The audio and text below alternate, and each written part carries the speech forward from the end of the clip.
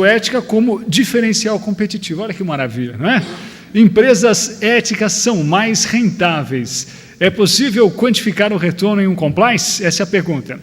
E quem fala sobre esse assunto, sem deixar de agradecer ao meu amigo fotógrafo, senão ela não viria, muito obrigado, a este palco nos brindar com a sua apresentação, eu convido a diretora executiva do Instituto de Ética Concorrencial, a Heloísa Ribeiro. Por favor, Heloísa, bem-vinda, muito obrigado.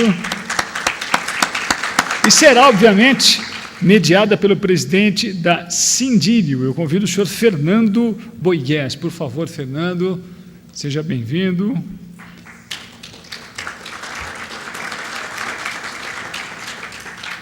E aí nós aproveitamos esse momento para, quem quiser perguntar, também na sequência após a sua apresentação, simbora.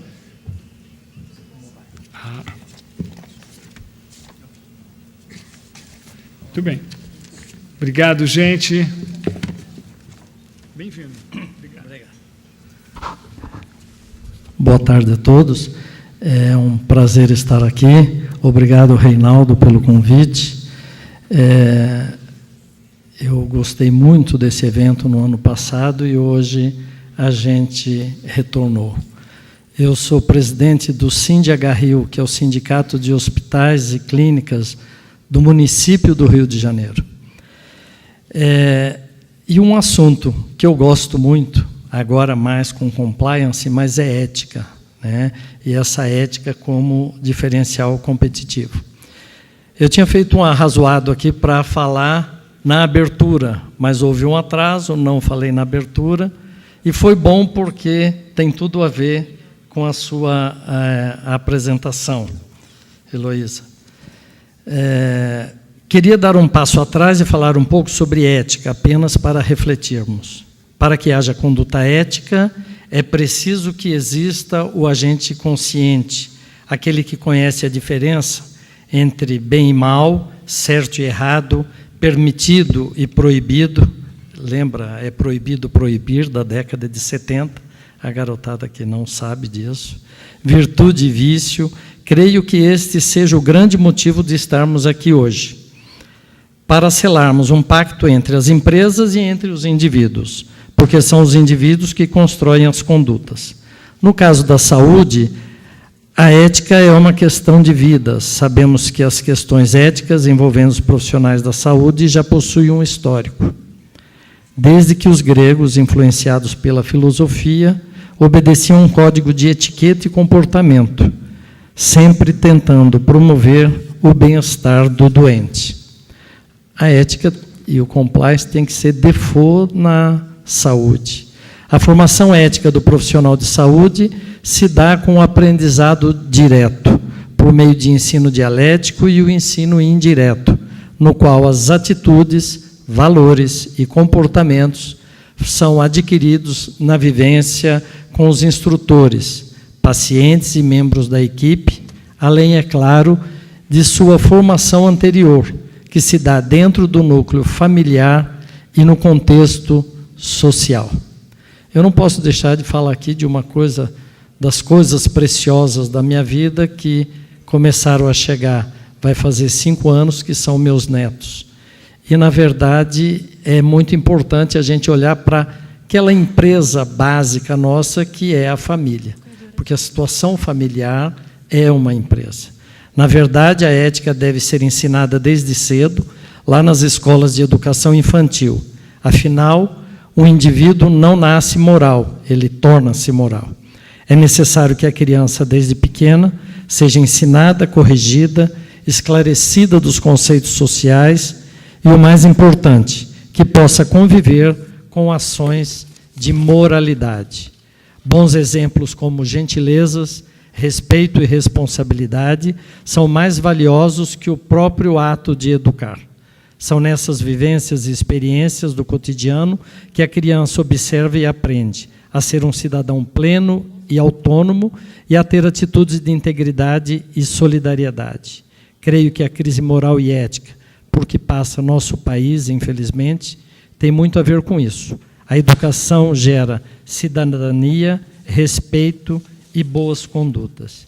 E eu fiquei muito prazeroso quando recebi esse convite para presidir essa apresentação, e fiquei frustrado quando eu peguei o papel, o programa, e não estava.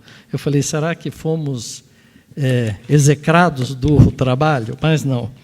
E eu gostei muito sobre sobre a Heloísa Ribeiro, que é diretora executiva de um Instituto Brasileiro de Ética Concorrencial. Ela é bacharel em Psicologia pela Universidade da Califórnia, pós-graduada em Marketing pela ESPM e MBA em Excelência no Relacionamento com o Cliente pelo INSPER, que é o IBMEC, aqui em São Paulo.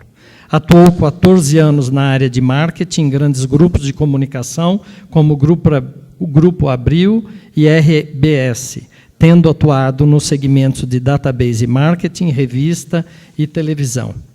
E, para finalizar, apenas a missão do Instituto onde ela dirige. A missão do Instituto Brasileiro de Ética Concorrencial é o seguinte: combater a concorrência desleal com o objetivo de promover a melhoria do ambiente de negócios. Então, com vocês, com muito prazer, Heloísa.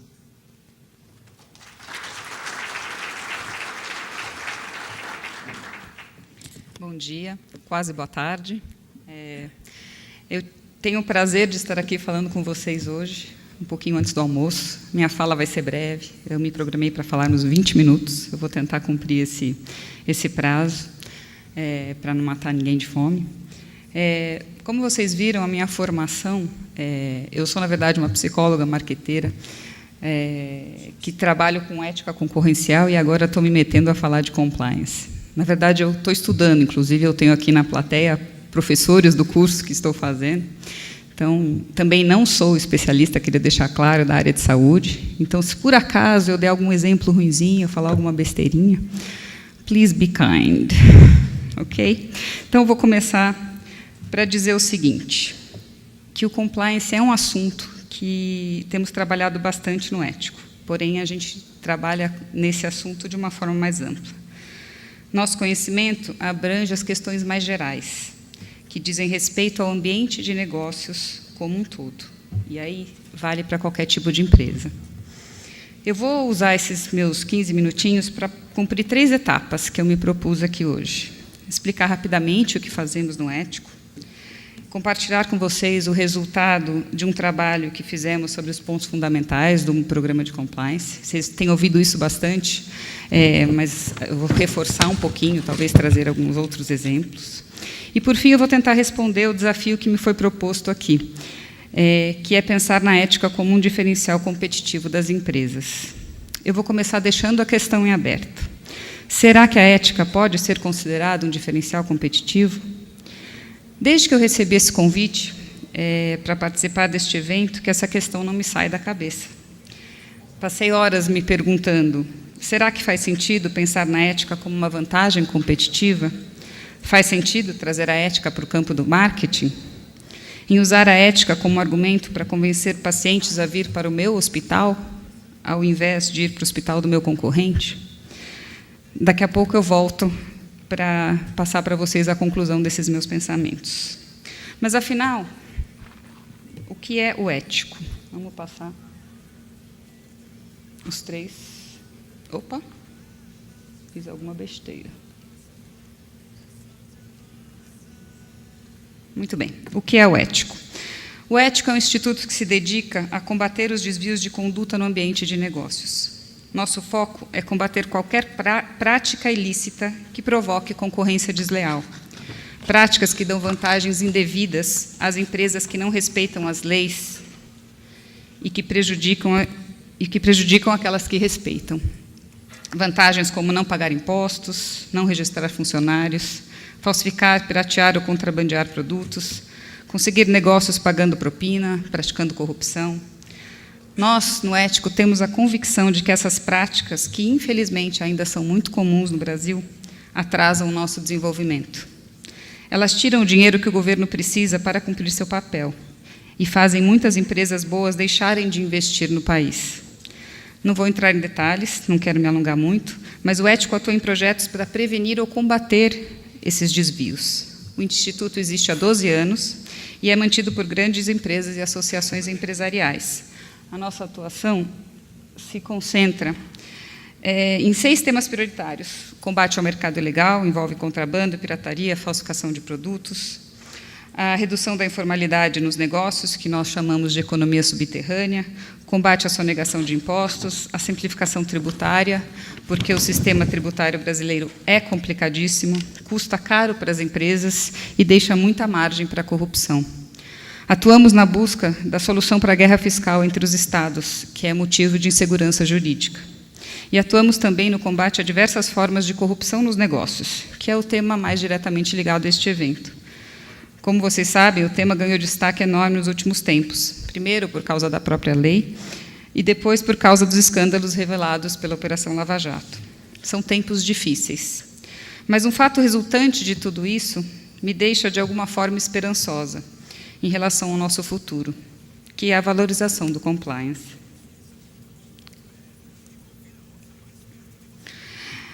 O compliance finalmente está deixando de ser uma promessa ou algo que só diz respeito a poucas empresas para começar a se espalhar pelo mercado. Quanto mais ele se espalhar, melhor. Aliás, foi para ajudar nisso que a gente reuniu especialistas para nos ajudarem a difundir boas práticas de compliance.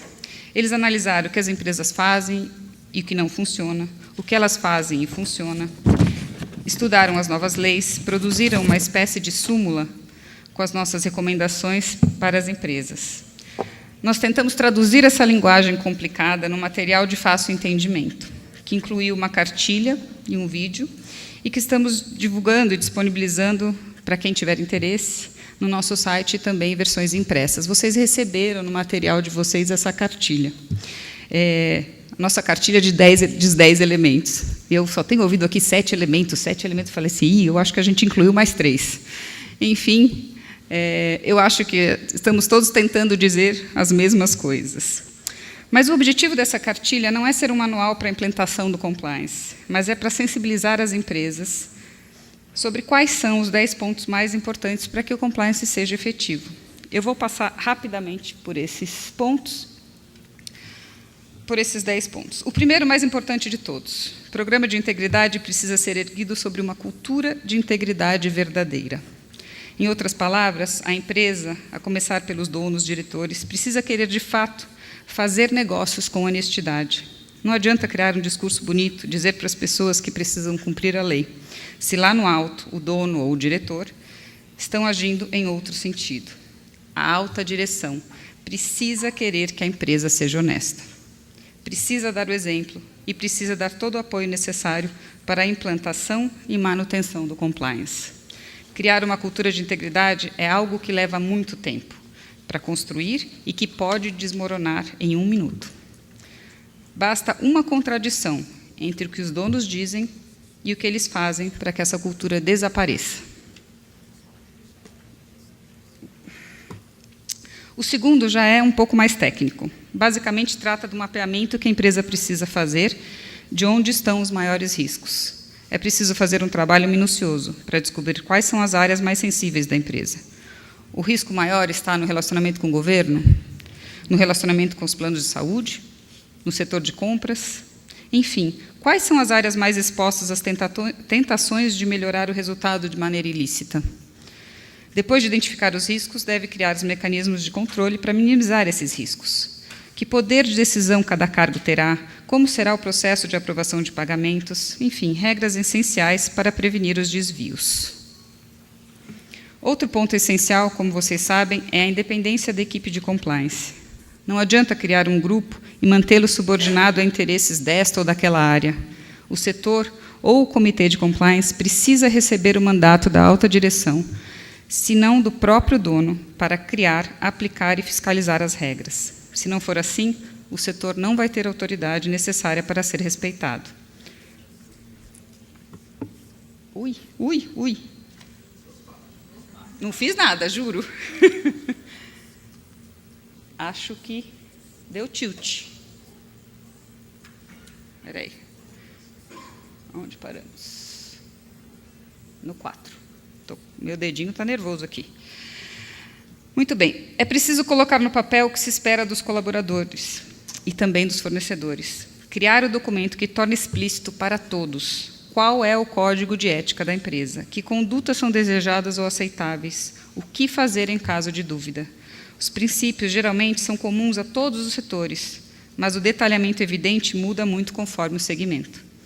Eu sei que várias entidades do setor hospitalar já lançaram ou estão trabalhando para criar bons condutos de código de ética. Algumas iniciativas que me deparei foram a Associação Nacional de Hospitais Privados, a ABIMED, que está no material, a Abramed, a BIMO, a Associação Brasileira de Importadores e Distribuidores de Implantes, do CREMESP. Enfim, pelo que eu vejo, já existem aí ótimas referências para inspirar os planos de conduta das empresas, e isso é muito bom. Agora, um tema um pouquinho mais polêmico. A equipe que trabalhou para elaborar essas recomendações concluiu que, para as empresas que fazem negócios com o governo, um dos pontos mais complicados são as contribuições de interesse político. Como vocês sabem, agora em setembro, o Supremo Tribunal Federal proibiu doações de empresas a partidos políticos ou candidatos. O nosso material que vocês receberam é uma versão que foi publicada antes disso acontecer, então vocês vão ver que ele tem essa informação um pouquinho diferente e nós já estamos atualizando ele. O STF julgou que as leis que eram usadas para justificar essas doações são inconstitucionais. O tema é controverso. Tem gente no Congresso tentando aprovar uma mudança constitucional para voltar a permitir essas doações. Nós, no Ético, não entramos no mérito dessa decisão, mas o fato é que hoje as contribuições políticas de empresas estão proibidas, só pode pessoa física. Mas e as doações para entidades do terceiro setor? Tem que tomar cuidado também, principalmente se tiverem alguma ligação com políticos. Resumindo, qualquer doação precisa estar muito bem fundamentada e deve ser feita com muita cautela e transparência.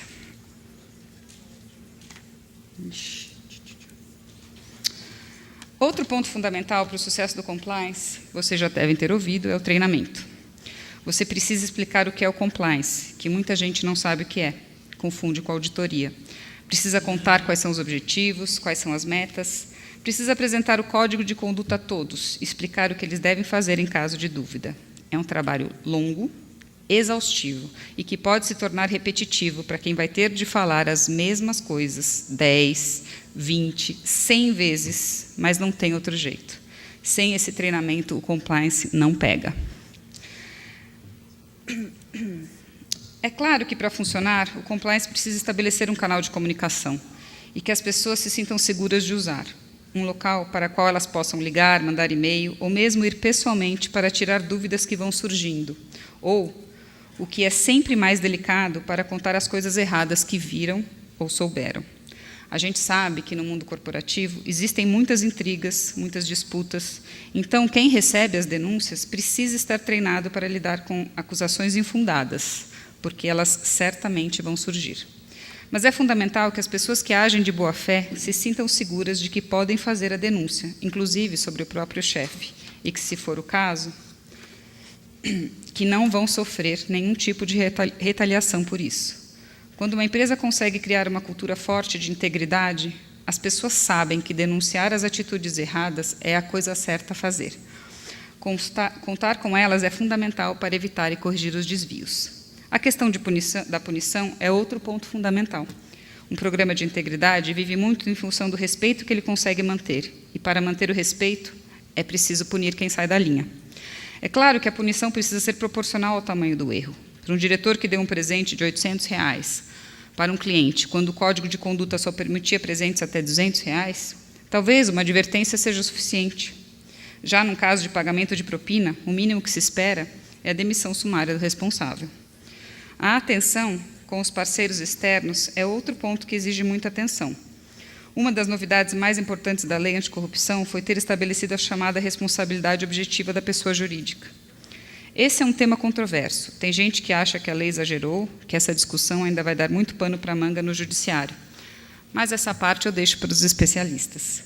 O fato é que, na letra da lei, está escrito que não importa se a direção da empresa sabia ou não sabia das condutas erradas que foram cometidas em nome da empresa. Se o fato ocorreu, a empresa é responsável e tem que pagar, mesmo que o culpado tenha sido um despachante que a empresa contratou e que o despachante foi lá e subornou o fiscal para conseguir um alvará. Aconteceu? Beneficiou a empresa? Ela é culpada. Então, muito cuidado antes de contratar fornecedores. Verifique a reputação deles, procure saber se a conduta está na linha com o programa de integridade da empresa, principalmente no caso de parceiros estratégicos, aqueles com quem a empresa tem um relacionamento contínuo, como os distribuidores e representantes comerciais. Nesses casos, o monitoramento precisa ser constante. Responsabilidade objetiva da pessoa jurídica tem impacto também nas decisões de fusão, aquisição ou reestruturação societária da empresa. Se você não tomar cuidado para ver com quem está se juntando, pode acabar pagando a conta por erros que foram cometidos antes da sua chegada. Por fim, é preciso entender que o compliance é um projeto que nunca termina. Ele deve ser monitorado continuamente, avaliado, ter indicadores de desempenho, ser aperfeiçoado, aplicado aos novos colaboradores, reaplicado aos antigos. Enfim, precisa ser cultivado o tempo todo, senão ele vai ficando fraquinho, como um organismo que vai perdendo a sua capacidade de defesa. Aí chega um vírus novo, uma tentação qualquer, e a empresa adoece. Com a equipe de compliance ativa, o sistema imunológico da empresa se mantém sempre resistente. Agora, para terminar, vou tratar da questão que dá nome a este painel. Como eu disse no começo, essa questão me fez perder algumas horas de sono nos últimos dias. Afinal, a ética pode servir como diferencial competitivo? No setor da saúde? Você pode pensar na ética como instrumento para conquistar clientes? Para responder essa pergunta, fui ver como os especialistas definem diferencial competitivo.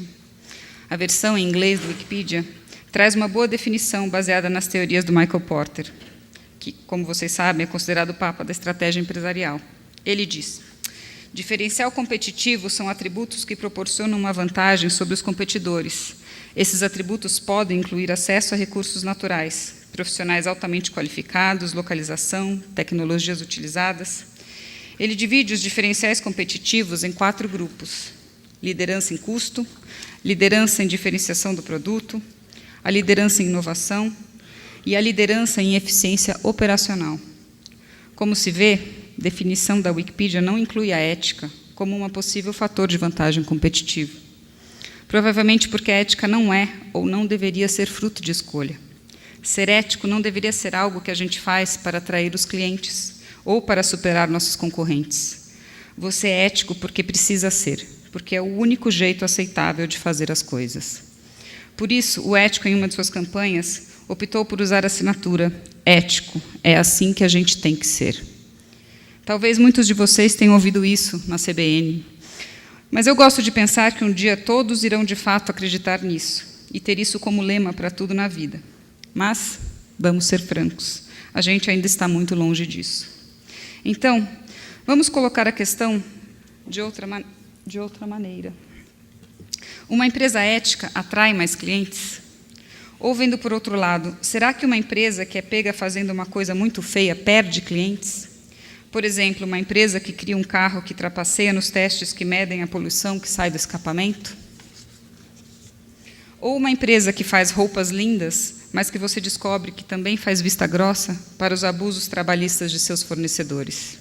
Ou uma construtora que faz obras gigantes que dariam orgulho a qualquer funcionário, não fosse o fato de você ficar sabendo que ela está envolvida até o pescoço em escândalos de corrupção?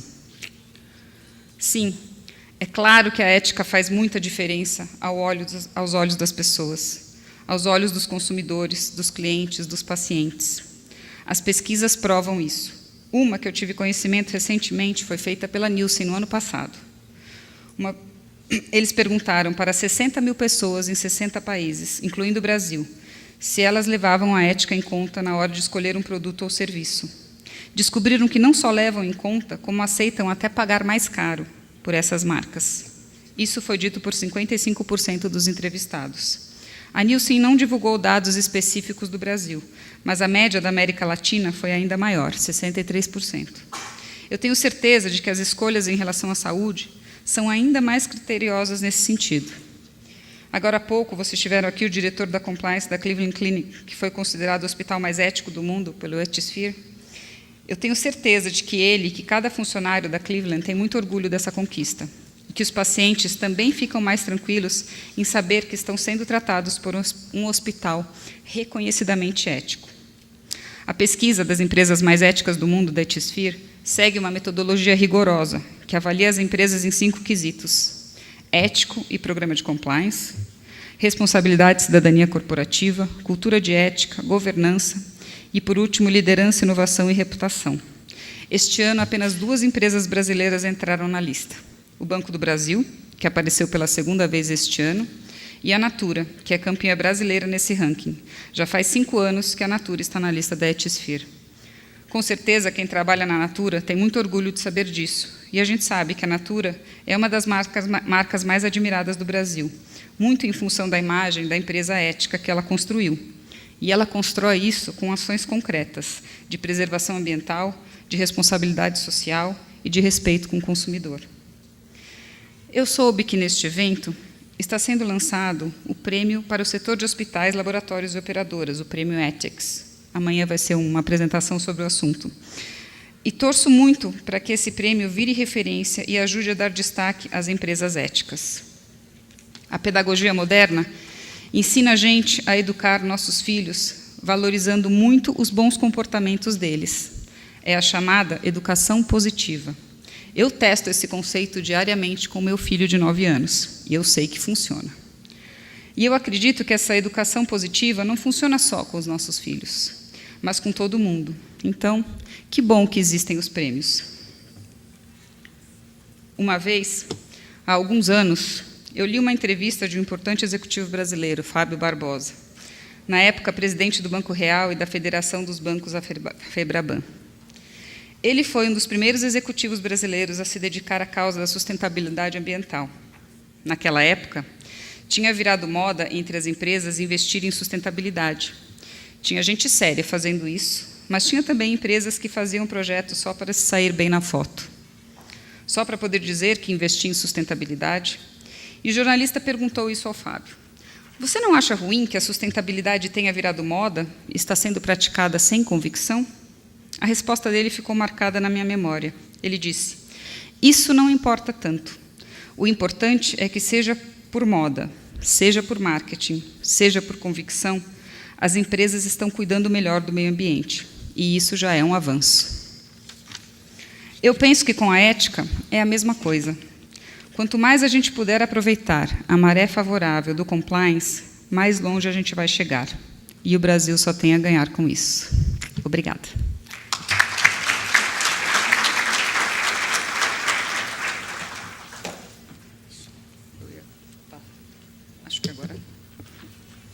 Obrigado, Heloísa. Eu acho que a gente, pelo avançar da hora, alguém tem alguma pergunta para fazer para Heloísa?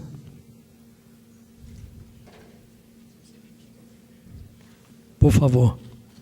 Só para fechar, você tem a convicção que ética é diferencial competitivo?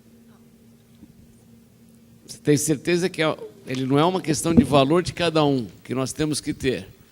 Ele é um diferencial competitivo quando você apresentou a posição do Porter, tudo isso na definição estratégica.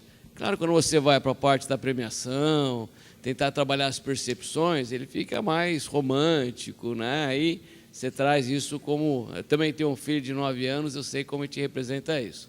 Mas será que, de fato, ele é um diferencial competitivo ou é uma obrigação de todos nós? Eu acho, no meu ver, obrigada pela pergunta, no meu ver é uma obrigação de todos nós, mas ela pode ser usada como uma vantagem competitiva, e hoje ela é uma vantagem competitiva.